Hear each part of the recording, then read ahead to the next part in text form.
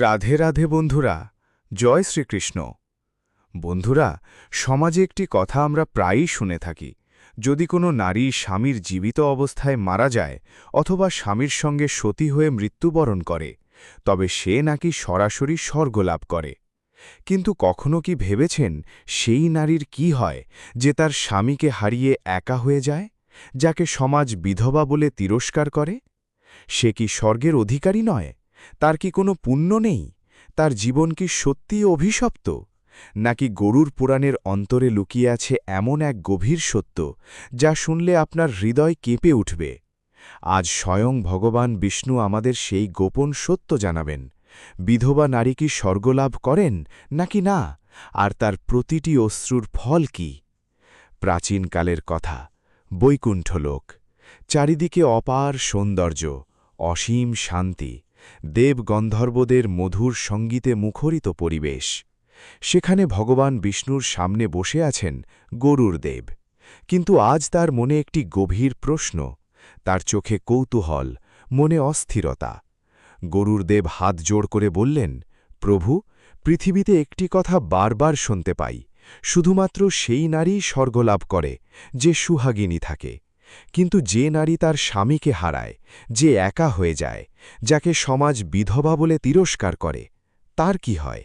সে কি স্বর্গের অধিকারী নয়?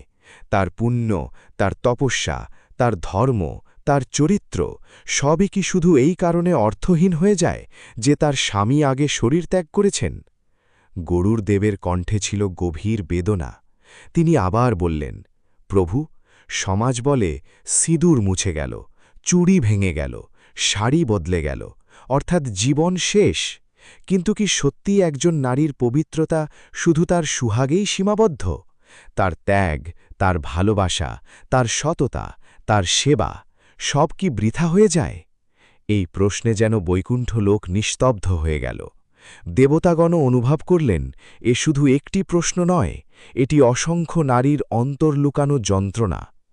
গরুর দেব আবার বললেন, প্রভু, যখন কোনো সুহাগিনী মারা যায় সবাই বলে সে সরাসরি স্বর্গে গেল, কিন্তু যখন কোনো বিধবা মারা যায় তখন কেউ কিছু বলে না। কেন? তার কর্মের কি কোনো মূল্য নেই? ভগবান বিষ্ণু কিছুক্ষণ নীরব রইলেন।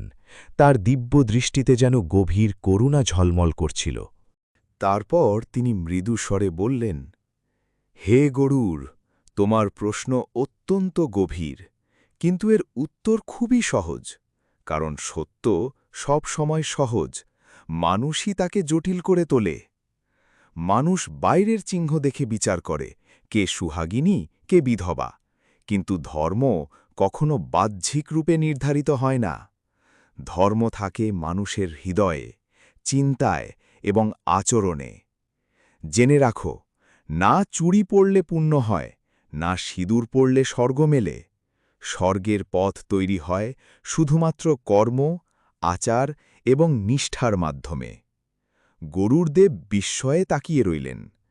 ভগবান বিষ্ণু আবার বললেন, যদি কোনো নারী সুহাগিনী হয়েও অহংকার, প্রতারণা ও অধর্মে লিপ্ত থাকে, তবে তার সুহাগ তাকে স্বর্গ দিতে পারে না। অন্যদিকে যদি কোনো নারী বিধবা হয়েও ধর্ম পালন করে, ত্যাগ ও সংযমে জীবন কাটায়, তবে সেই নারী স্বর্গের সর্বোচ্চ অধিকারী। তারপর ভগবান বিষ্ণুর কণ্ঠ আরও গম্ভীর হয়ে উঠল। হে গরুর, বিধবা হওয়া কোনো দোষ নয়, এটি জীবনের একটি পরিস্থিতি মাত্র। কিন্তু সেই পরিস্থিতিতে যে নারী তার ধর্ম থেকে বিচ্যুত হয় না, দুঃখের মধ্যেও সৎ পথে থাকে, নিজের চরিত্র ও পরিবারের সম্মান রক্ষা করে, সে আর সাধারণ নারী থাকে না, সে এক তপস্বিনী হয়ে ওঠে। গরুর দেবের হৃদয় ভরে উঠল শ্রদ্ধায়। ভগবান বিষ্ণু বললেন, ত্যাগের চেয়ে বড় কোনো তপস্যা নেই, আর একজন বিধবা নারীর জীবন সেই ত্যাগের সর্বোচ্চ উদাহরণ।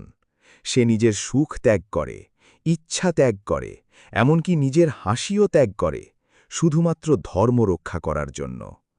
গরুর দেবের চোখে তখন করুণা ও শ্রদ্ধা একসাথে ফুটে উঠল। ভগবান বিষ্ণু আবার বললেন, জেনে রাখো, স্বর্গের সিদ্ধান্ত নির্ভর করে শুধুমাত্র। স্বর্গলাভ কখনোই এই ভিত্তিতে নির্ধারিত হয় না যে কোনো নারী সুহাগিনী ছিল নাকি বিধবা। স্বর্গের সিদ্ধান্ত নির্ভর করে সে তার জীবনে কতটা সত্যকে ধারণ করেছে, কতটা ধর্ম পালন করেছে এবং কতটা ত্যাগ স্বীকার করেছে। এরপর ভগবান বিষ্ণু এক গভীর ও দুর্লভ রহস্য প্রকাশ করলেন। হে গরুর, যে নারী তার সমৃদ্ধ পিতৃগৃহ ত্যাগ করে স্বামীর ঘরকে আপন করে নেয় এবং স্বামীর মৃত্যুর পরেও সেই ঘরকেই নিজের মনে করে, সেখানেই থেকে ধর্মমতে জীবনযাপন করে, তার এই ত্যাগ দেবতাদেরকেও বিস্মিত করে। গরুর দেব স্তব্ধ হয়ে গেলেন। ভগবান বিষ্ণু আবার বললেন, এমন নারীকে আমি স্বয়ং আশীর্বাদ দিই। সে স্বর্গে ৩ কোটি দিব্য বর্ষ পর্যন্ত অপার সুখ ভোগ করবে এবং পুনর্জন্মে সে কোনো মহান, ঐশ্বর্যশালী ও পুণ্যবান পরিবারে জন্মগ্রহণ করবে। গরুর দেব তখন সম্পূর্ণভাবে আবেগে আপ্লুত। তার সমস্ত সন্দেহ ধীরে ধীরে দূর হয়ে গেল। তিনি বিনম্রভাবে বললেন, প্রভু, আজ আমি বুঝতে পারলাম মানুষের দৃষ্টিভঙ্গি কতটা সীমিত আর আপনার বিচার কতটা বিশাল। যেখানে মানুষ বিধবাকে দুর্ভাগ্যের প্রতীক মনে করে, সেখানে আপনার দৃষ্টিতে সে তো তপস্যা ও ত্যাগের মূর্তি। ভগবান বিষ্ণু শান্ত কণ্ঠে বললেন, হে গরুর, মনে রেখো, আমি কাউকে তার বাহ্যিক রূপ দেখে বিচার করি না, আমি শুধু তার হৃদয় দেখি। সে বিধবা হোক বা সুহাগিনী, যে নারী ধর্ম, সত্য এবং ত্যাগের পথে চলে, তারা উভয়েই আমার কাছে সমান এবং স্বর্গে তাদের স্থান নিশ্চিত। এরপর গল্পটি পৃথিবী লোকে প্রবেশ করে। পৃথিবীর এক ছোট্ট, শান্ত ও পবিত্র গ্রাম, চন্দাপুর। গ্রামটি খুব বড় ছিল না, কিন্তু ছিল সরলতা ও ভালোবাসায় ভরা। এই গ্রামেই বাস করত এক নারী, সাবিত্রী। তার স্বভাব এতটাই মধুর ছিল যে গ্রামের প্রত্যেক মানুষ তাকে সম্মান করে বৌজি বলে ডাকত। সাবিত্রীর পিত্রালয় অত্যন্ত সমৃদ্ধ ছিল। তার পিতা ছিলেন ধনী ব্যবসায়ী। ঘরে কোনো কিছুর অভাব ছিল না, না সোনার উপর, না চাকর বাকরের, না আরাম আয়েশের। কিন্তু বিয়ের পর যখন সে তার স্বামীর ছোট্ট ঘরে এলো, তখন সে কখনোই কোনো অভিযোগ করেনি। নিজের পিত্রালয়ের ঐশ্বর্যের অহংকার তার মনে কখনোই আসেনি। তার সমস্ত মনোযোগ ছিল সেই ছোট্ট ঘরটিকে ভালোবাসায় ও হাসিতে ভরিয়ে তোলা। প্রতিদিন সকালে সাবিত্রী উঠেই আঙিনা পরিষ্কার করত, তুলসী গাছে জল দিত, গরুকে খাদ্য দিত এবং তারপর মহেশের জন্য খাবার প্রস্তুত করত। মহেশ মাঠে কাজে যেত, আর সাবিত্রী তার ফেরার আগ পর্যন্ত ঘরের কাজ, কাপড় ধোয়া এবং গ্রামের অন্য নারীদের সাহায্য করত। তাদের ছোট্ট সংসার ছিল সুখে ভরা। একদিন মহেশ হাসতে হাসতে বলল, সাবিত্রী, তোমার পিত্রালয় এত বড়, এত সমৃদ্ধ, এখানে এই ছোট্ট ঘরে থাকতে তোমার কষ্ট হয় না? সাবিত্রী মৃদু হেসে বলল, এত বড় বাড়ির কী বা মূল্য যদি সেখানে ভালোবাসা না থাকে? আমার পৃথিবী তো সেখানে যেখানে তুমি আছো। মহেশের চোখে জল এসে গেল। কিন্তু জীবন কখনো সরল পথে চলে না। হঠাৎ এক বছর গ্রামে ভয়াবহ বন্যা দেখা দিল। এক রাতে মহেশ মাঠ রক্ষা করতে গিয়ে স্রোতে ভেসে গেল। যখন তার নিথর দেহ বাড়িতে আনা হল, সাবিত্রী ভেঙে পড়ে চিৎকার করে উঠল, প্রভু, আমার সব কিছু কেড়ে নিলে, আমি এখন কিভাবে বাঁচব? তার আর্তনাদে গ্রামের সব নারীর চোখ ভিজে উঠল। শেষ কৃত্যের পর গ্রামের কিছু নারী ফিসফিস করে বলতে লাগল, এখন বৌজি একা কিভাবে থাকবে? বিধবার জীবন খুব কঠিন। কেউ আবার বলল, এখন তার নিজের ঘরটাই বা কোথায়? কিন্তু সাবিত্রী মাথা তুলে চোখের জল মুছে দৃঢ় কণ্ঠে বলল, আমার ঘর এখানেই, যেখানে আমার স্বামী শেষ নিঃশ্বাস নিয়েছেন। এখানেই আমি আমার জীবন কাটাব। তার এই উত্তর শুনে পুরো গ্রাম স্তব্ধ হয়ে গেল। দিন কেটে যেতে লাগল। এখন সংসার চালানোর মতো কেউ নেই, না জমি, না আয়, না কোনো সহায়তা। কিন্তু সাবিত্রী ভেঙে পড়ার মানুষ ছিল না। সে নিজেই মাঠে কাজ করতে শুরু করল। অন্যের বাড়িতে সাহায্য করত, মন্দিরে সেবা করত। নিজের পিত্রালয় থেকে সে একটি কণাও চায়নি, কারণ সে জানত স্বামীর ঘরই তার ধর্ম। তার চরিত্র এতটাই উজ্জ্বল ছিল যে গ্রামের প্রতিটি শিশু তাকে মা বলত, প্রতিটি বৃদ্ধ তাকে মেয়ে মনে করত, আর প্রতিটি নারী তাকে আদর্শ হিসেবে দেখত। সে কখনো কারো নিন্দা করত না, কারো কষ্টের কারণ হতো না, কারো চরিত্র নিয়ে প্রশ্ন তুলত না। তার জীবন হয়ে উঠল ত্যাগ, সেবা ও সংযমের এক জীবন্ত উদাহরণ। দিনে সে সবার সাথে হাসি মুখে কথা বলত, কিন্তু রাতে প্রদীপের সামনে বসে নীরবে কাঁদত। প্রদীপের শিখা যেন তার ব্যথার সাক্ষী হয়ে কাঁপত। সে প্রায়ই প্রার্থনা করত, হে প্রভু, আমার স্বামী তো চলে গেছেন, কিন্তু আমাকে এত শক্তি দাও যেন আমি তার নামের ওপর কোনো কলঙ্ক না লাগাই। তার এই প্রার্থনা স্বর্গ পর্যন্ত পৌঁছে যেত। একবার তার পিত্রালয়ের লোকেরা এসে বলল, মা, আমাদের সাথে চলে চলো, এখানে একা কষ্ট কেন পাচ্ছ? সাবিত্রী বিনয়ের সাথে উত্তর দিল, পিতা, যে ঘরে আমি সুহাগ চেয়েছিলাম সেই ঘরেই আমার জীবন শেষ হবে। আমি স্বামীর ঘর ছেড়ে যাব না। এ কথা শুনে তার পিতাও আবেগে ভেঙে পড়লেন। ধীরে ধীরে তার তপস্যা, ত্যাগ ও ধর্মাচরণ দেবলোককেও প্রভাবিত করতে শুরু করল। স্বর্গে একদিন নারদ মুনি বললেন, হে দেবতাগণ, পৃথিবীতে এমন এক নারী আছেন যিনি বিধবা হয়েও এমন ধর্ম পালন করছেন যার পুণ্যের সুবাস স্বর্গ পর্যন্ত পৌঁছে যাচ্ছে। দেবতারা বিস্মিত হয়ে বললেন, বিধবা হয়েও এত পবিত্র? এ তো অত্যন্ত বিরল। সময় কেটে গেল। একদিন যখন সাবিত্রী প্রাণ ত্যাগ করলেন, তার মুখমণ্ডলে এমন এক দীপ্তি ছিল যা দেখে উপস্থিত সবাই বিস্ময়ে স্তব্ধ হয়ে গেল। গ্রামে চারদিকে আলোচনা শুরু হয়ে গেল। এ কি কোনো সাধারণ নারী ছিল? যখন তার শেষকৃত্য সম্পন্ন হচ্ছিল, তখন অগ্নিশিখার মধ্যে থেকে এক অপূর্ব সুগন্ধ ছড়িয়ে পড়ল। সাবিত্রীর দেহ যদিও পৃথিবীতে রয়ে গেল, কিন্তু তার আত্মা ধীরে ধীরে দেহ ছেড়ে উপরে উঠতে লাগল। তার চারপাশে শুভ্র আলো ছড়িয়ে পড়ল, যেন পূর্ণিমার চাঁদের আলো চারদিকে ছড়িয়ে পড়েছে। ধীরে ধীরে তার দেহ হালকা হয়ে গেল, আর তার আত্মা আকাশের দিকে এগোতে লাগল। যেই মুহূর্তে সে উপরে উঠল, তার সামনে এক দিব্য পথ প্রকাশ পেল। সেই পথ ছিল না সাধারণ, সোনালি আলোয় ভরা, আর দুই পাশে ফুলের বৃষ্টি হচ্ছিল। দূর থেকে ভেসে আসছিল মৃদু বীণার সুর, শঙ্খধ্বনি আর সুগন্ধি বাতাস, যেন স্বয়ং দেবলোক তাকে স্বাগত জানাচ্ছে। সাবিত্রীর চোখে জল এসে গেল, কিন্তু সেই জল ছিল না দুঃখের, ছিল সম্মান ও বিনয়ের। সে সামনে এগিয়ে যেতে লাগল। কিছুক্ষণ পর সে স্বর্গের দ্বার দেখতে পেল, যা রামধনুর 7 রঙে ঝলমল করছিল। স্বর্গে প্রবেশ করতেই সে এমন দৃশ্য দেখল যা তাকে মন্ত্রমুগ্ধ করে দিল। সেখানে না কোনো অন্ধকার, না কোনো দুঃখ, না কোনো রোগ, না কোনো যন্ত্রণা। চারদিকে সোনালি হাওয়া বইছে, ঝলমলে নদী বয়ে চলেছে, আর আকাশে উঠছে অপূর্ব ফুল। ভূমিতে পা রাখতেই তার পদতলে কমল ফুল ফুটে উঠতে লাগল।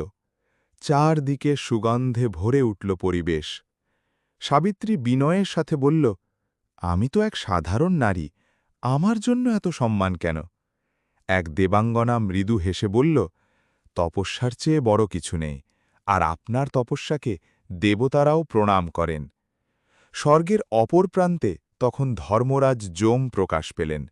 তিনি বললেন, হে সাবিত্রী, তুমি তোমার স্বামীর ঘর ছাড়নি, তোমার ধর্ম ত্যাগ করনি, সত্য, চরিত্র ও সংযম কখনো ত্যাগ করনি। তাই দেবতারা সিদ্ধান্ত নিয়েছেন, তুমি 3 কোটি দিব্য বর্ষ পর্যন্ত স্বর্গের সুখ ভোগ করবে। সাবিত্রী শ্রদ্ধায় মাথা নত করল। তার পার্থিব সরলতা তখন রূপান্তরিত হল দিব্যজ্যোতিতে। তার বস্ত্র হয়ে উঠল সোনালি আভাময়। মাথার উপরে জলজল করতে লাগল আলোর মুকুট। তার পায়ের নিচে ছিল কমল পাপড়ির সুগন্ধ, আর মুখে এমন দীপ্তি যা দেখে দেবীরাও বিস্মিত হয়ে গেলেন। সাবিত্রী অনুভব করল তার সমস্ত দুঃখ, একাকিত্ব আর কষ্ট ধীরে ধীরে মুছে যাচ্ছে। দেবদূতরা তাকে নিয়ে গেল এক অপূর্ব প্রাসাদের দিকে। প্রাসাদটি ছিল রত্নখচিত, স্তম্ভগুলো সোনার, আর ছাদে অসংখ্য তারার মতো আলো ঝলমল করছিল। এক দেবদূত বলল, হে দেবী, এই প্রাসাদ আপনার। এখানে আপনি বিশ্রাম নেবেন, ধ্যান করবেন এবং দিব্য সুখ ভোগ করবেন। সাবিত্রী বিস্ময়ে জিজ্ঞেস করল, এত কিছু আমার জন্য? দেবদূত মৃদু হেসে বলল, পৃথিবীতে যে ত্যাগ করা হয়, স্বর্গে তা শতগুণ হয়ে ফিরে আসে। ঠিক তখনই এক উজ্জ্বল আলো তার সামনে প্রকাশ পেল। সেই আলো থেকে আবির্ভূত হলেন মহেশ, তার স্বামী, দিব্যরূপে। তিনি বললেন, প্রিয় সাবিত্রী, তোমার কারণেই আমিও এই উচ্চ লোকে স্থান পেয়েছি। তোমার প্রেম, তপস্যা আর ধর্ম আমাকে উপরে তুলে এনেছে। সাবিত্রীর চোখ ভিজে উঠল। মহেশ আবার বললেন, যে নারী জীবনে ভালোবাসা দেয় আর স্বামীর মৃত্যুর পরেও ধর্ম পালন করে, তার জন্যে স্বর্গের দ্বার চিরকাল খোলা থাকে। সাবিত্রী হাত জোড় করে বলল, আমি যা করেছি তা আমার কর্তব্য ছিল, আমার ধর্ম ছিল। মহেশ হাসলেন, আর সেই ধর্মই আজ তোমাকে দেবীদের আসনে প্রতিষ্ঠিত করেছে। স্বর্গে প্রবেশের সময় সাবিত্রী একটি সংকল্প করল, যে কোনো নারী ধর্ম পালন করতে গিয়ে কষ্ট সহ্য করে, আমি তাকে স্বর্গে সহায়তা করব। তার ত্যাগের ফল সে অবশ্যই পাবে। সেই মুহূর্তে যেন কিছু বদলে গেল, আর সেই পরিবর্তন ঘটল গরুর দেবের হৃদয়ে। সাবিত্রীর সম্পূর্ণ কাহিনী শুনে গরুর দেবের চোখ ভিজে উঠল। তার চোখে তখন করুণা, শ্রদ্ধা ও সম্মানের মিশ্রণ। তিনি কিছুক্ষণ নীরব রইলেন, যেন গভীর কোনো সত্য উপলব্ধি করছেন। তারপর ধীরে ধীরে ভগবান বিষ্ণুর চরণে নত হলেন।